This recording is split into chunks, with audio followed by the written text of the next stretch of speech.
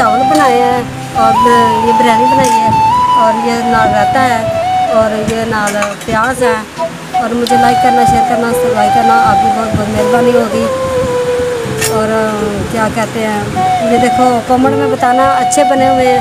ये देखो बहुत प्यारे बने हुए हैं।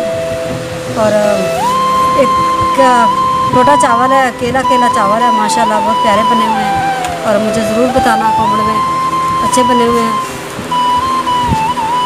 और आज का मौसम देखो माशाल्लाह बहुत प्यारा है। आज वैसे बहुत गर्मी है, ज़्यादा बस बनी हुई है।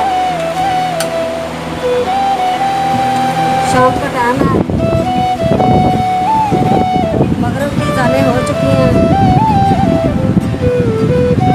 और मुझे लाइक करना, शेयर करना, सब्सक्राइब करना, आपकी बहुत बहुत मेहरबानी होगी।